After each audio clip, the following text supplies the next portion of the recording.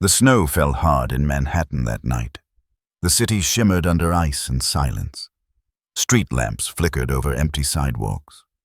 Most people were already home, locked behind windows and warmth. But not K.L. Blackwood. The Alpha King moved like a shadow through the heart of the city. His long coat caught flakes that melted against his cold skin.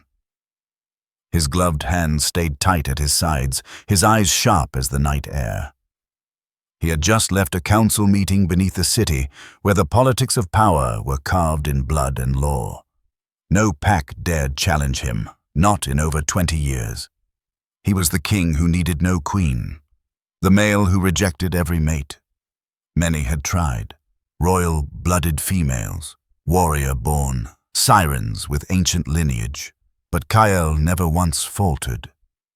"Love," he once said, "is the leash they use to bring down kings." As he crossed Central Park's edge, the silence cracked. A shape lay crumpled in the snow. Human, he thought, probably drunk. It happened on nights like this. He almost turned away. Then the wind shifted. He caught her scent, and in one breath, everything he had ever controlled began to unravel. If you're listening right now, please subscribe and comment what city you are watching from. Now, let's continue. The snow was already melting on her coat by the time he reached the building. K.L. didn't remember unlocking the doors or summoning the elevator, only the weight of her against his chest, her breath faint and slowing. She was human, or she should have been, but his wolf hadn't stopped snarling since the moment he touched her. His penthouse was dark, still, the city's skyline stretching wide through the floor-to-ceiling glass. He laid her on the velvet couch near the fire and stood over her, drenched in silence, jaw clenched tight. His hands, so steady in battle and council, now trembled slightly at his sides. She should have gone to the hospital. That had been the plan. Let the humans handle their own. But when the ambulance call hovered under his thumb, his instincts rebelled. Every fiber of his being roared at the idea of letting her go. He'd never felt that before, never wanted to keep someone. K.L. stepped back. This wasn't supposed to happen. Then her eyes fluttered open. They were wide, brown, dazed. She blinked fast, breath catching as she sat up too quickly, her gaze darting around the unfamiliar space. He spoke before she could. "You collapsed in the park. You're safe." Her lips parted, voice a whisper. "Where am I?" "My home." She looked at the glass walls, the fireplace, the city lights behind him, and then at him, carefully, like a girl measuring the distance to the door. I don't remember. You fainted," he said. "The storm, your body gave out." Silence pressed between them. The snow tapped softly against the glass. She pulled her coat tighter around her. "Why didn't you leave me there?" A strange question, honest. She wasn't thanking him, not yet, just trying to understand. K.L.'s jaw worked. "I don't know." She didn't believe that. He could see it in her eyes. She was the kind of woman who'd learned not to trust kindness that came without reason. He watched her shiver, her hands gripping the fabric of her sleeves. Thin coat, no gloves, her boots soaked through. She looked exhausted, small but not weak, not breakable, just worn from holding herself together too long. "What's your name?" he asked. She hesitated, then said, "Amara." His chest clenched. The name felt familiar, like something ancient waking in his bones. "I'm K.L." She nodded slowly, then softer, almost to herself. "I need to go." "No." His voice came out sharper than he meant. He softened it. "It's not safe. The storm hasn't passed." Amara looked up at him again, brow furrowed. "You're not normal, are you?" K.L. didn't answer. He didn't lie either. She didn't press, just leaned back slowly, eyes on the fire, her body still trembling. He watched her breathe, watched her fight the fear curling at the edges of her strength, And still, the bond burned beneath his skin like frost and flame. The storm raged for 2 more days. Kyle kept his distance. He left food outside her door, fresh towels, dry clothes. She stayed in the guest room across the hall, always quiet, always cautious. Sometimes he'd hear her pacing. Once, he caught the soft hum of a song he didn't recognize, but mostly there was a silence between them. He didn't know what disturbed him more, how natural it felt to have her there, or how unnatural it felt to be apart.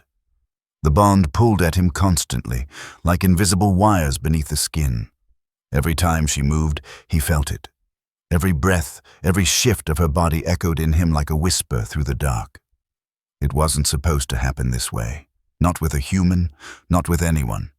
He hadn't told her what she was. He wouldn't, not yet. She wasn't ready. Hell, he wasn't ready. On the 3rd morning, he found her staring out at the city, arms folded tight, her eyes tracking something he couldn't see. "This place," she murmured, not looking at him. "It feels different." Kyle stilled. "Different how?" he asked. She shook her head, curls brushing her cheeks. "Like it's alive. Like it's watching." The hair rose on the back of his neck. "You've never felt that before?" he asked carefully. Amara turned, her gaze steady. "Not until you found me." Kyle said nothing. He forced his hands to stay at his sides. It was harder now, standing this close. Her scent wrapped around him, not perfume, not anything artificial, just her. Earth and warmth and something ancient buried beneath her skin. She took a step closer. "And you," he held up a hand before she could finish. "Don't," he said.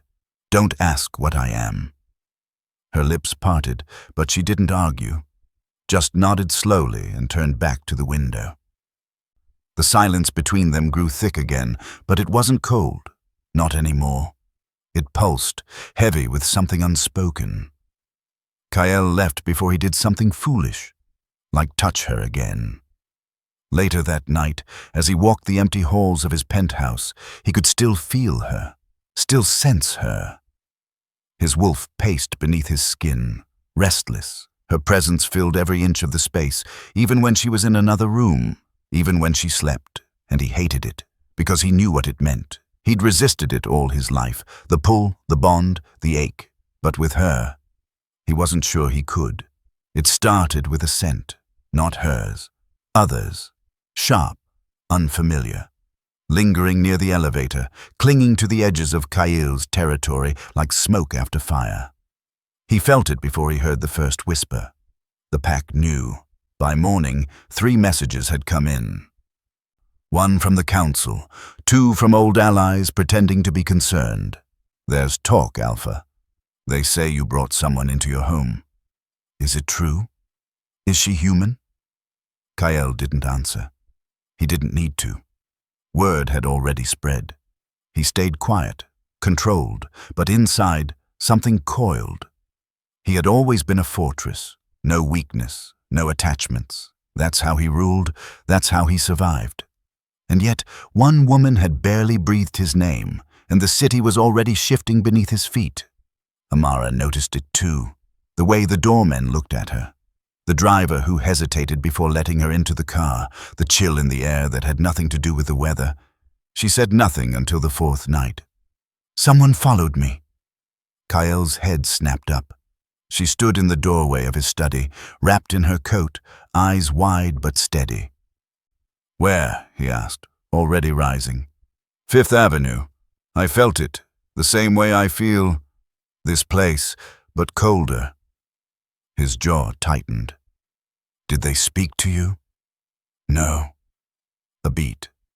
"But they wanted to." Kyle crossed the room, fast, not touching her, but close enough that his presence filled the space between them like heat. "You don't leave alone again," he said. Her brow furrowed. "I can take care of myself." "I'm not giving you a choice." There was steel in her voice when she replied. "You don't own me." He froze.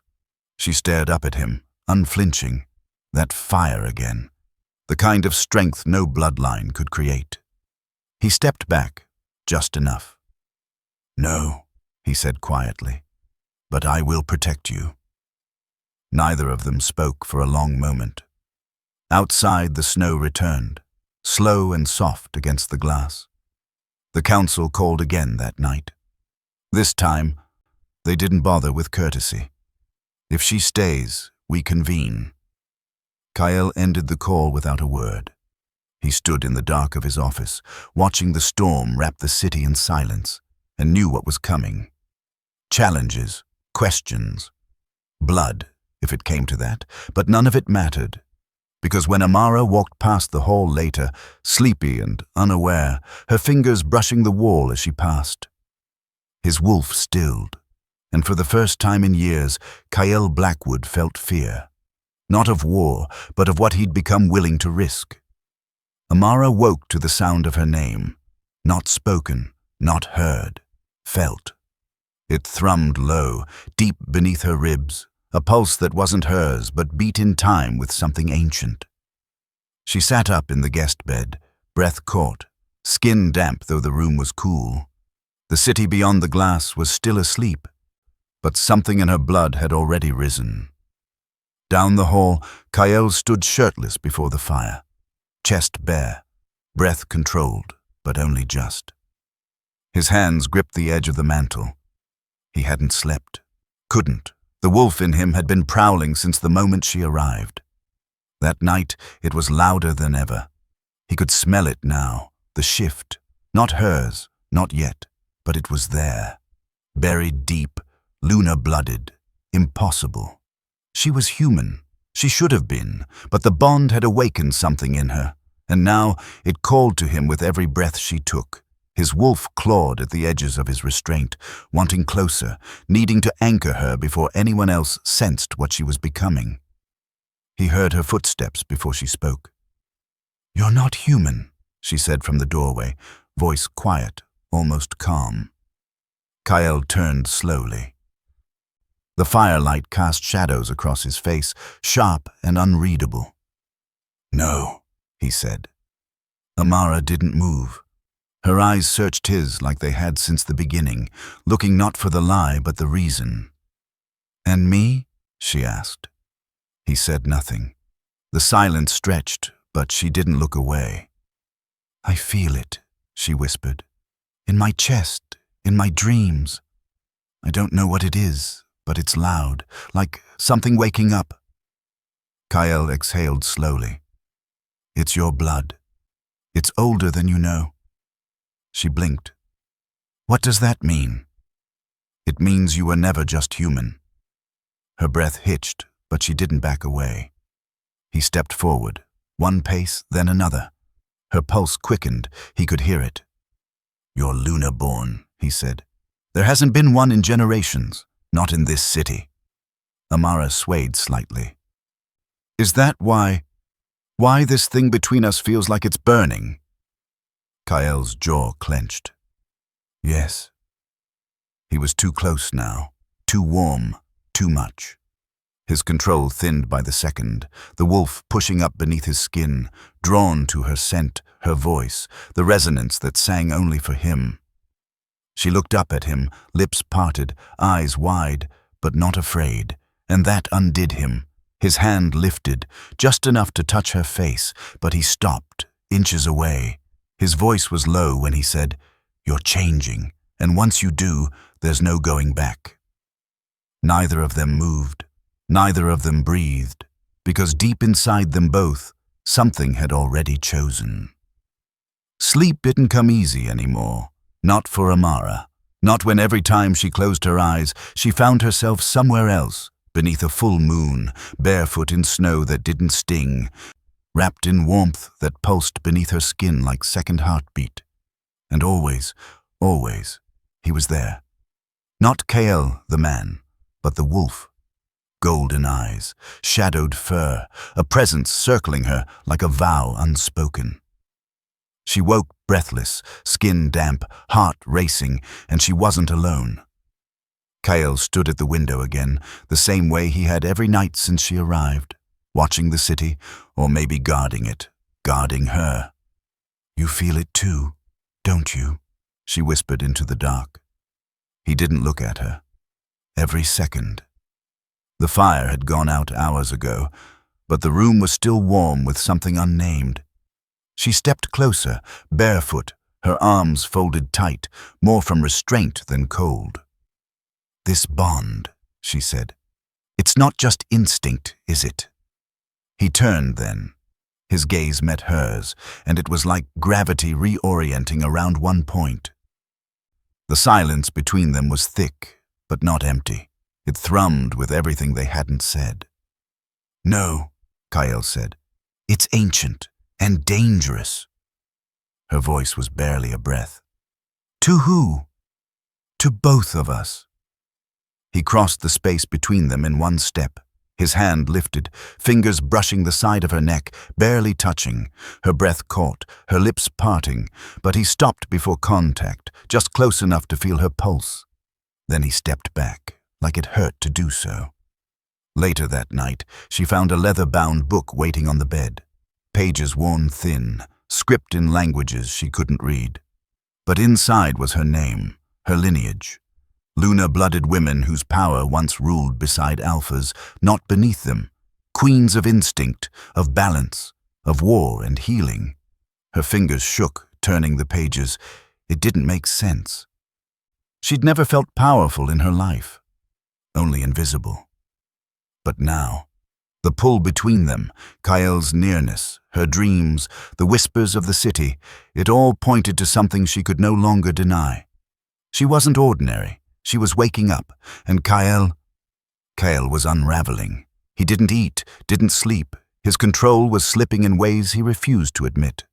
Because the more she stepped into what she was, the more she became Luna, the harder it became for him to keep his distance.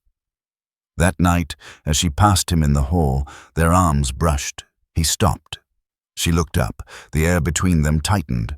A near kiss hung between them like a held breath, but neither moved. Because they both knew, once that line was crossed, nothing would ever be the same again. The council summoned him at midnight. They didn't ask, they ordered. Kyle stood beneath the old stone arch of the hidden chamber, the flickering torches casting long shadows against the walls. The council sat in a circle, their faces carved from cold legacy.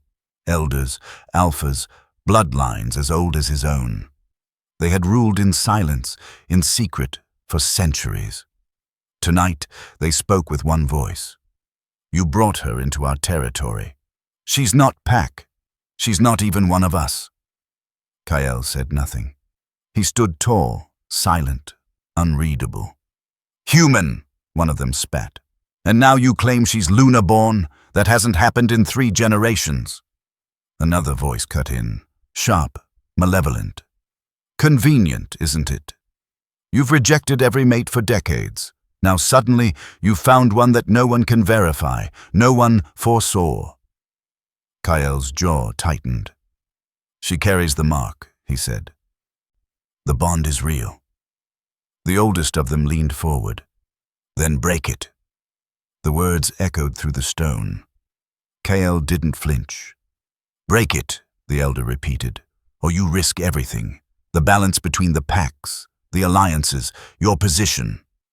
"She is not a threat," Kale replied, "unless you make her one." Murmurs rippled around the circle. Some looked uncertain, others furious, but the warning had been spoken, not a suggestion, an ultimatum. By the time Kyle returned to the penthouse, the storm outside had stopped, but the city felt colder than it had in years. He stood at the edge of the glass wall, staring out into the dark, hearing the pulse of every footstep moving against him now, not just whispers, not just doubt, enemies. He didn't tell Amara what they said. He didn't tell her what they demanded. She sat curled on the couch, the firelight soft against her skin, reading the same old book of bloodlines, with fingers that trembled less each night. He watched her for a long time. She was changing, becoming, and every part of him wanted to shield her from what was coming, but war didn't wait for hearts to catch up.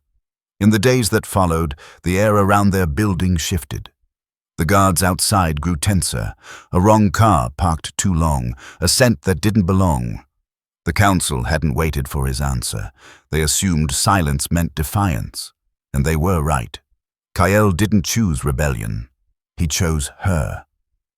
She packed quietly, no note, no goodbye. Just a worn canvas bag and the steady rhythm of her breath as she folded the life she had built in Kyle's walls into something small enough to carry. Amara didn't cry. She never cried when it hurt the most. That was something life had taught her, how to break in silence. He hadn't told her everything. She could feel it in the way he looked at her now, as if memorizing something he knew he might lose. And the others, the stares in the lobby, the tension in the guards, none of it was subtle anymore. Whatever protection he had built around her was starting to crack. She zipped the bag, took one last look at the skyline, and left before dawn. Kyle found her halfway across the bridge, snow biting at her heels. "You weren't going to say goodbye," he said. She didn't turn around. "I didn't want to make it harder." "You think leaving makes it easier?" "I think I've brought nothing but trouble to your world," she said. "And I won't be the reason you fall." He stepped closer, voice low. "You think I'm afraid of falling?" Finally, she turned to face him. "You should be. They want you to choose, and we both know what they expect." "I already chose." Her breath caught. "I chose the moment I saw you in the snow," he said. "The bond didn't make that happen. I did." Amara swallowed hard, eyes shining, but still uncertain. "You'll lose them." Kyle's voice sharpened. "Then let them go." He stepped forward and took her hand. No hiding, no hesitation. His wolf surged in his chest, fierce and unshaken. The city watched, the pack felt it, and Kyle let them. That night, at the heart of the Manhattan territory, he stood before the council. She was beside him, not behind. He looked each elder in the eye and said, "This is Amara Johnson. She is Luna-blooded. She is mine. And if you force me to choose between the throne and her, understand this. Your throne means nothing to me without her." The silence that followed was suffocating. Some stood in support, others turned their backs. A line had been drawn, and for the first time in his reign, Kyle didn't care. He walked out with Amara's hand in his. The pack was fractured, the bond was whole, and the Alpha King no longer stood alone. He arrived without an invitation. No guards announced him. No footsteps echoed down the corridor. One moment the penthouse was quiet, wrapped in the stillness of early dusk. The next, Kyle's father stood in the doorway, a figure carved from iron and ice. Amara sensed it first. She was in the kitchen, fingers wrapped around a cup of tea when the air shifted. Heavy, expectant, the kind of silence that warned of storms before they broke. Kyle stepped between them before his father said a word. "You're not welcome here." The older man didn't flinch. His presence was calm, but beneath it lay steel, the kind that built empires and buried enemies.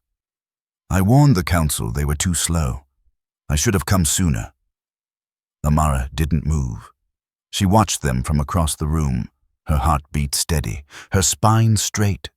She was learning not to shrink when men like him entered a room. Kyle's father turned his gaze on her. Not cruel, but weighted. "She's Luna-blooded," he said, "which means claiming her without alliance, without preparation, without protection, puts the city at war." "I know," Kyle answered. "And still, you bind yourself to her?" Kyle didn't hesitate. "Yes." His father exhaled. "Do you understand what that means? The bloodlines you'll lose? The territories that will challenge you? The history you'll set on fire for her?" Kyle's voice was low, steady. "Then let it burn." The older man studied him for a long time. "I taught you to survive." "You did," Kyle said, "but I've spent too long surviving at the cost of living." He looked over his shoulder then, just briefly, at Amara, and in that single glance she understood. He didn't choose her to make a statement. He chose her because he couldn't not, because the bond between them wasn't a chain, it was an anchor. And where others saw risk, Kael saw only truth. She stepped forward, slow but sure, until she stood beside him, not behind. His father looked at her again. "You'll cost him everything." Amara met his eyes. "Then I'll make it worth everything he gives up." The silence stretched like a blade. Then, to her surprise, Kael's father gave a single, tight nod. Not approval, but acknowledgement. He turned without another word and disappeared as quietly as he'd come.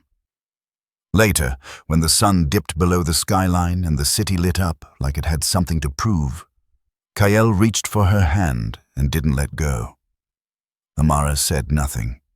She didn't need to. She had already found her voice in the way he stood for her, and in the way she now stood beside him.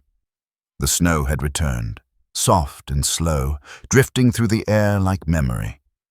Central Park lay quiet beneath it, the paths dusted in white, the trees bare and still. It looked almost the same as that night, the night she fell, the night he caught her, but everything had changed. Kael walked beside her, their hands linked, their steps unhurried. There was no need to hide anymore, no counsel to silence the truth. No father's shadow stretching long behind him, only the city, the snow, and the steady rhythm of her heartbeat echoing alongside his. Amara looked up at him, cheeks flushed, curls damp with snowflakes, and smiled. "You still wear that same coat?" she said softly.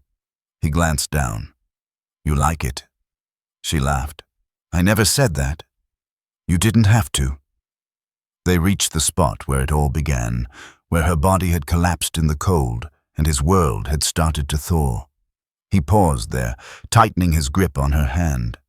For a moment, they both looked at the space between the trees, at the past hovering just out of reach. "Everything I built," he said quietly, "meant nothing until you."